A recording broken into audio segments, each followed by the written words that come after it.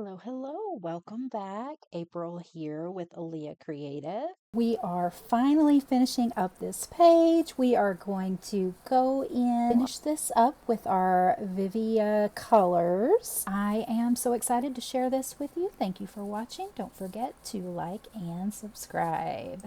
Now, you can see that because this paper is not really designed for water, it'll do some stuff that's a little bit odd.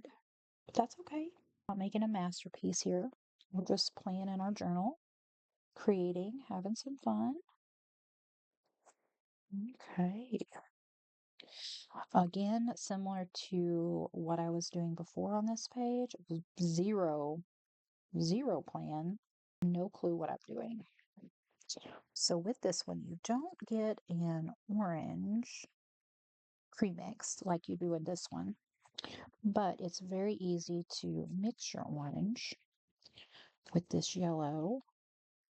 This is kind of like a lemony yellow.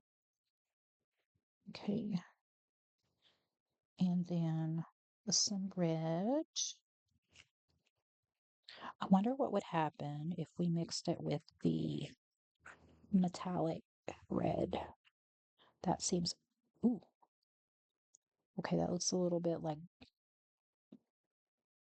orange blood. I'm not sure that's the color I was going for. Yeah, not.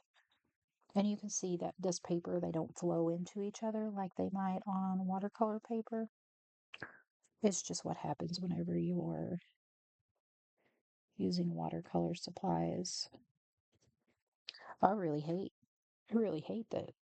I really hate this orange that I made. You know what though? It might dry up and actually look good. Um, this is dirty to me. Like a dirty brown orange. It's because it's got brown undertones. It doesn't have brown undertones, people. I'm just making stuff up. Just making stuff up. Okay.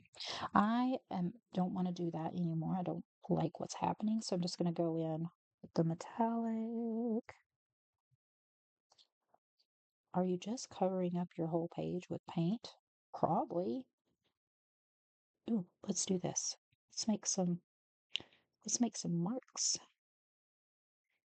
The good news is now that we've added this, it's not overwhelmingly giving me the Christmas vibes. Oh, you can really see the way that metallic is there. Very vibrant. Very vibrant. I love it. I really want to go in with the pink, but I'm going to resist. Okay, so that's fun. Let's make some little ones down here. I like mark making. I like mark making. It's quite enjoyable and relaxing. It's a great way to explore your supplies without a lot of pressure. Not quite sure what to do at this stage. I think I do want to finish out this page. I think I'll do a little bit of journaling. So I may speed this part up because sometimes watching myself journal and editing it is extremely painful. What pen do we want to use for journaling? I wonder how this gold one would look.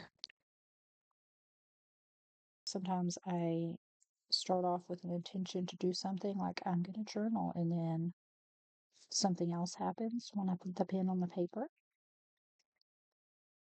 Do some super messy little lines here with this gold edding metallic brush pen. I do love the way that this particular pen writes. I'm not a huge fan of gold, and I do actually really like to use it sometimes in journaling, but I'm very picky about the color of gold. And this one, to me, has a green gold feel to it that I don't love, but sometimes I use it anyway because it writes so good. I'm gonna try this in some different colors. There is like a teal blue color that I've been ironing. I think it's actually called turquoise. And I think I may try that because I feel like I would use a turquoise a lot more than I would use that. So, but I'm going to use this to do a little bit of journaling.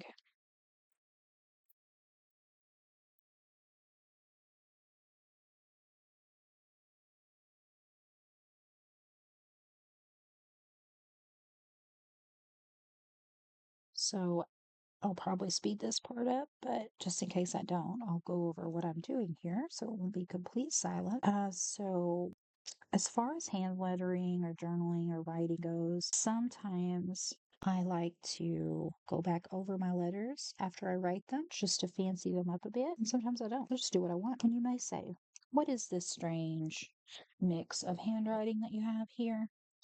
Oh, that's a great question. This is just what I've developed over the years. One of the first things that I got obsessed with as a teenager was calligraphy. And there weren't a lot of calligraphy options or supplies available at the time.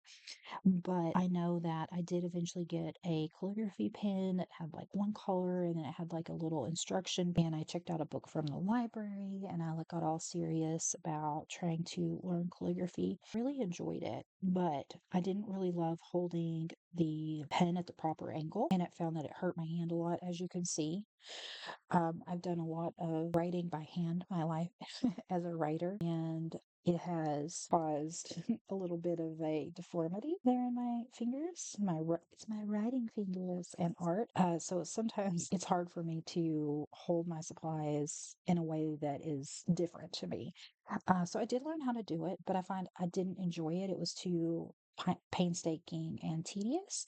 So what I ended up doing at that age was developing my own version of calligraphy, kind of what I would call cheating calligraphy, where I'll go back and darken the lines afterward as needed. I have found over the years it's developed and I like it. I like what I do. I used to try to really conform it to be like everyone else's or to be that calligraphy style, but then I just stopped and I just started doing what is easy and fun for me. And then I just kind of learned to like my own style as it developed. Adding some hearts because why not?